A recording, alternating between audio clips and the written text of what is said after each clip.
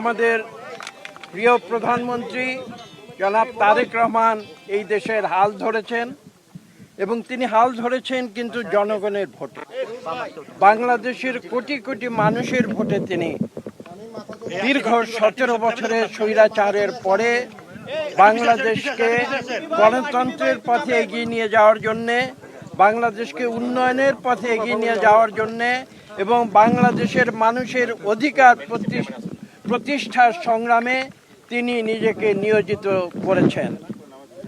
এবং তারই ধারাবাহিকতায় আপনারা যে প্রশ্নটি করেছেন, তিনি যে মন্ত্রিসভা 6 মাস আগে গঠন করেছিলেন, এটা সারা বিশ্বে একটি স্বাভাবিক প্রক্রিয়া।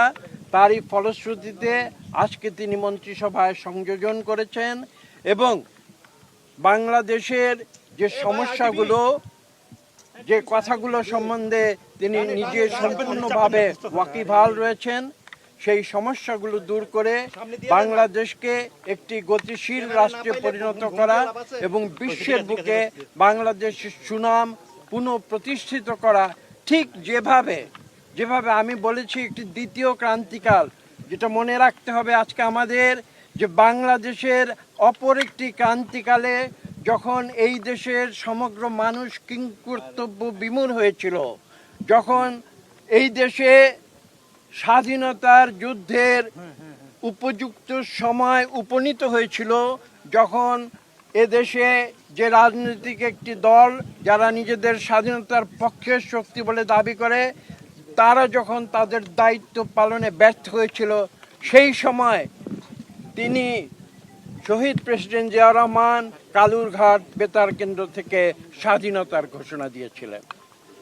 এই ইতিহাসগুলো আজকে বলতে হয় নতুন প্রজন্মের জন্যে, কেননা আজকে আমরা দেখেছি যে বারবার বাংলাদেশে গণতন্ত্রের যে পরিক্রমা সেটা ব্যাহত হয়েছে এবং বারবার বিএনপি সেটাকে নতুন করে প্রচেষ্টা নিয়েছে এদেশকে গণতন্ত্রের পথে নিয়ে যাওয়ার জন্য।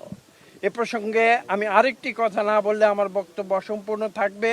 আপনাদের মনে আছে 81-র দশকে, 80-র দশকে 1981-র পরে শহীদ প্রেসিডেন্ট জিয়াউর রহমানের দুঃখজনক বিদায়ের পরে 62 সালে বিএনপির হাল ধরেছিলেন দেশনেত্রী বেগম খালেদা জিয়া এবং 1982 সালে দেশনেত্রী বেগম খালেদা জিয়া নতুন করে দেশের হাল ধরেছিলেন এবং আপনাদের মনে আছে তিনি রাজপথে সংগ্রাম করে আপোষহীন নেত্রী হিসেবে নিজেকে প্রতিষ্ঠা করেছিলেন এবং 1991 সালে এসে জনগণের ভোটে বাংলাদেশের প্রথম নারী প্রধানমন্ত্রী নির্বাচিত হয়েছিলেন।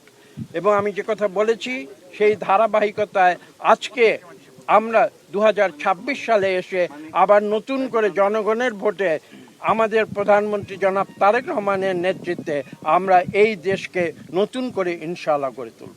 জটিল হবার তো কোনো প্রশ্ন নেই। আমি একটু আগে উল্লেখ করেছি, এটা দুনিয়ার প্রত্যেকটি দেশে এটা একটা স্বাভাবিক প্রক্রিয়া। আমরা কাজ করব, আমরা কাজগুলো সঠিকভাবে এগিয়ে নিয়ে যাওয়ার জন্য অ্যাডজাস্টমেন্ট যেটা প্রয়োজন হয় সেটা করবে। এটা তো দুনিয়ার সব ক্ষেত্রেই হয়ে থাকে। কাজে এইটা নিয়ে আপনারা অতিরিক্ত কোনো বিশেষ গুরুত্ব আরোপের কোনো প্রয়োজন আমি দেখি না।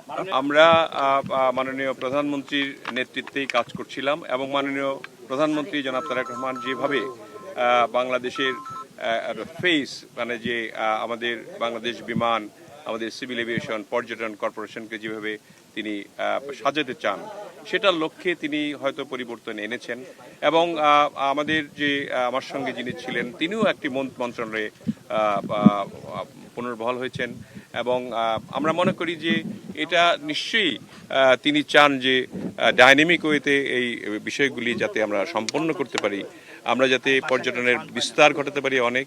এবং তিনি যেহেতু এনটিসির সভাপতি আমাদের মাননীয় প্রধানমন্ত্রী, তার নিশ্চয়ই কোনো প্ল্যান আছে।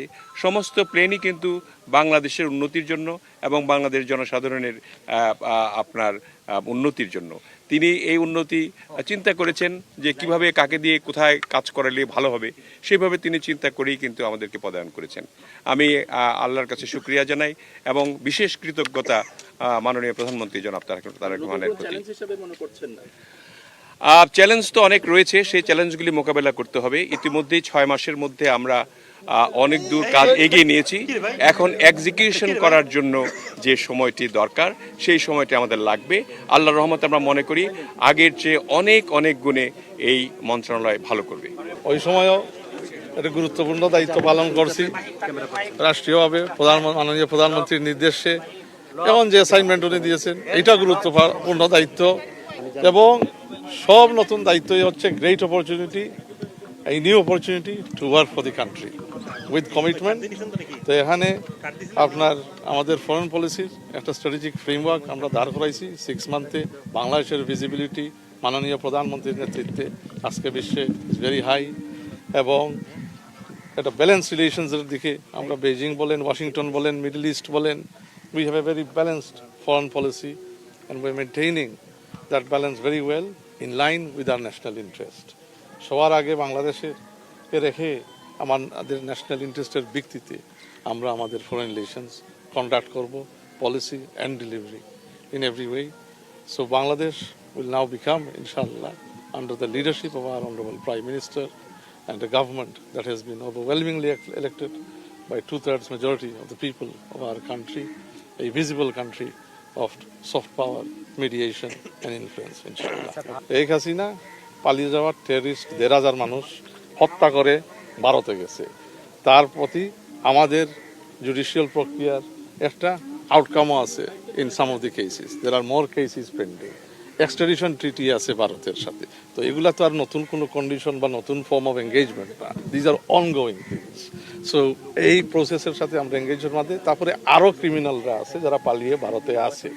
তো এটা একটা স্বাভাবিক দাবি, বাংলাদেশের মানুষের সেন্টিমেন্টের দাবি, যাতে ওই প্রক্রিয়ার মাধ্যমে মাধ্যমে ওইটা আমরা প্রাধান্য রেখে ভারতের সাথে আমরা এঙ্গেজ করি। So we will engage, we want a positive relationship with India.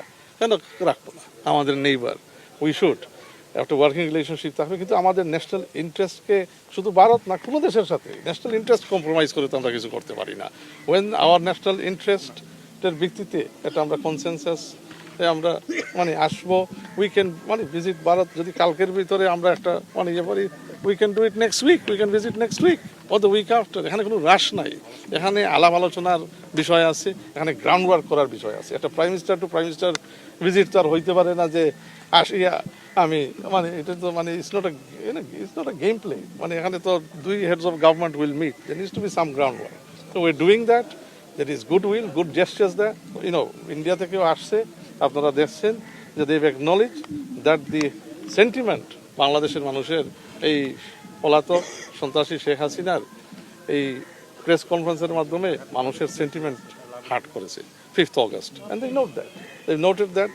It's a good start. এখন দেখি বাকি আলোচনা একটু প্রোগ্রেস হোক, এবং আলোচনার ভিত্তিতে আমাদের ন্যাশনাল ইন্টারেস্টের ভিত্তিতে আমরা অবশ্যই যাব।